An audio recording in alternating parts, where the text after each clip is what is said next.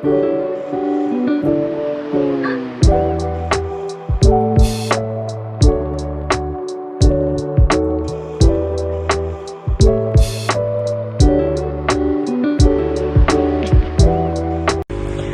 teman-teman, perkenalkan, saya Cynthia Sinaga dari kelas 8B SMP Lentera Harapan Kupang. Nah, teman-teman pernah berpikir nggak sih kalau Yesus itu kan Tuhan? Lalu kenapa Tuhan bisa mati di kayu salib? Kan dia Tuhan.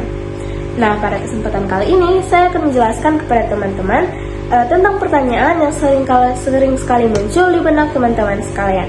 Oleh karena itu, mari kita buka Alkitab kita dari Ibrani 2 ayat 7 yang berbunyi, Engkau telah membuatnya untuk waktu yang singkat lebih rendah daripada malaikat-malaikat dan telah memahkotainya dengan kemuliaan dan hormat. Lalu kita buka dari Filipi 2 ayat 5-11 yang berbunyi, Hendaklah kamu dalam hidupmu bersama menaruh pikiran dan perasaan yang terdapat juga dalam Kristus Yesus, yang walaupun dalam rupa Allah, tidak menganggap kesetaraan dengan Allah itu sebagai milik yang harus dipertahankan, melainkan telah mengosongkan dirinya sendiri dan mengambil rupa seorang hamba dan menjadi sama dengan manusia.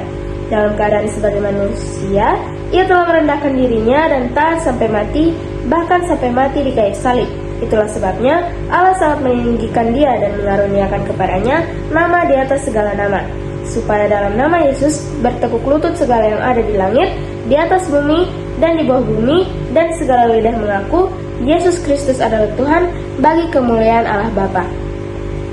Nah teman-teman, kita tahu bahwa di agama-agama lain juga pasti terdapat Tuhan atau dewa-dewa mereka yang mungkin mereka juga menjelma menjadi manusia atau mereka juga turun ke dunia.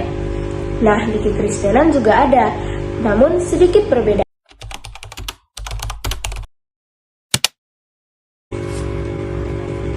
Allah berinkarnasi menjadi manusia, yaitu Yesus Kristus, atau yang biasa kita sebut dengan Allah Anak. Ia turun ke dunia ini demi umatnya. Apa sih yang dimaksud dengan demi umatnya? Nah, artinya Yesus Kristus datang ke dunia ini demi kita, umatnya yang berdosa. Nah, ia datang ke dunia ini tidak hanya untuk sekedar datang, namun ia datang dengan alasan yang lebih daripada itu.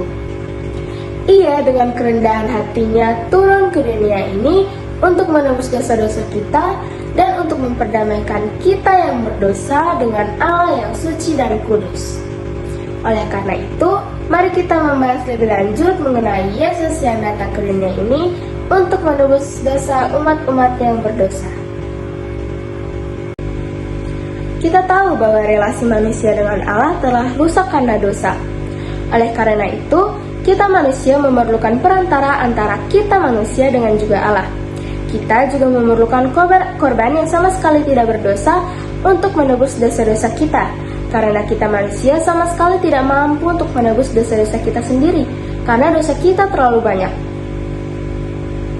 Oleh karena itu, Allah dengan sendirinya, ia mau menolong umatnya dengan mengirimkan anaknya yang tunggal sebagai Mesias yang telah dijanjikan Allah, Tuhan Yesus Kristus, untuk menggantikan kita mati di kayu salib. Mengapa bisa kita mengatakan bahwa Yesus Kristus datang dengan kerendahan hatinya? Yang pertama, Yesus dikandung oleh Roh Kudus dan juga dilahirkan oleh rahim Maria yang merupakan orang biasa. Yusuf juga hanya seorang tukang kayu, bahkan bukan seorang bangsawan, pejabat maupun penguasa di wilayah itu. Dan juga Yesus lahir di kandang domba yang sangat hina, padahal dia bisa saja memilih untuk dilahirkan di sebuah istana dan juga dilahirkan oleh seorang bangsawan, namun dia tidak mau. Lalu yang kedua, Yesus tumbuh dengan orang tuanya, yaitu Maria dan Yusuf. Yesus bahkan juga dengan senang hati membantu Yusuf dalam pekerjaannya semasa Yesus masih remaja. Selama pelayanan Yesus juga sering sekali membantu orang-orang. Yesus mau menolong, membantu, dan juga merangkul manusia-manusia yang hina berdosa seperti kita. Yesus bahkan pernah menolong seorang pelacur yang hampir dirajam, menolong orang buta, dan masih banyak lagi pertolongan Tuhan kepada orang-orang. Lalu yang terakhir, Yesus tidak pernah menyatakan dirinya sendiri sebagai Allah. Saat ia di kayu salib, ia merendahkan dirinya sendiri bahkan lebih rendah dari malaikat-malaikat yang tadi kita sudah bahas pada Ibrani 2 ayat 7. hanya untuk menggantikan kita umatnya yang berdosa untuk mati di kayu salib. Jadi kematian Yesus itu bersifat menebus. Semua yang dilakukan Allah tadi adalah bentuk dari kerendahan hatinya kepada kita umatnya. Seperti yang tadi di awal tadi saya jelaskan, relasi Allah dengan manusia telah rusak. Telah rusak karena dosa. Oleh karena itu, kita memerlukan adanya perantara, dan perantara itu ialah Yesus Kristus. Kita manusia ialah yang harusnya menerima upah dosa tersebut. Kita yang seharusnya mati di kayu salib. Namun upah dosa itu telah dibayar oleh Yesus Kristus yang rela menggantikan kita untuk mati di kayu salib.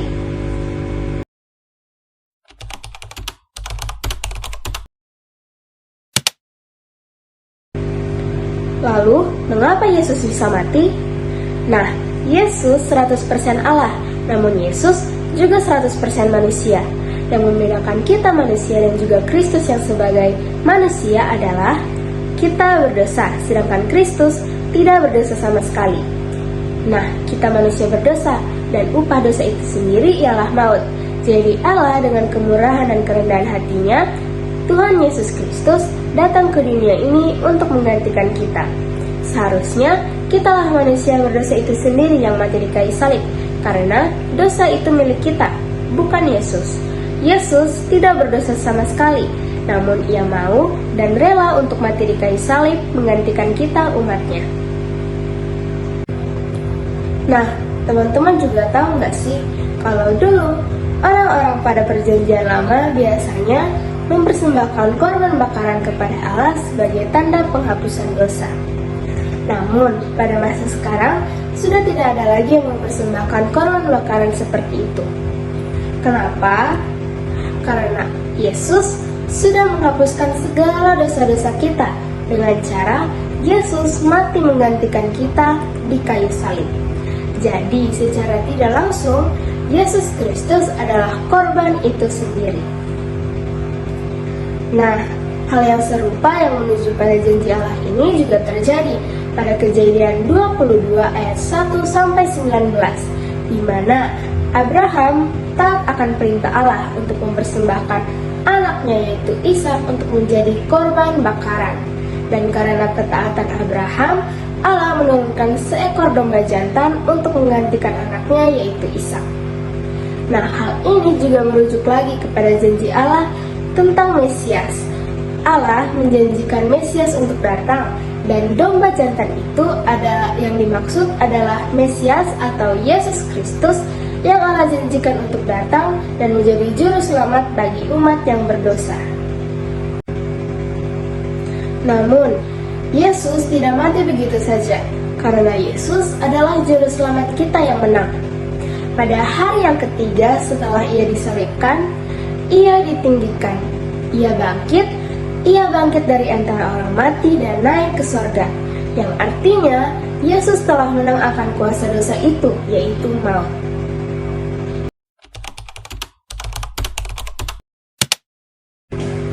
Jadi, kesimpulan yang dapat kita ambil yaitu Allah adalah Tuhan yang Maha Pengasih dan Adil.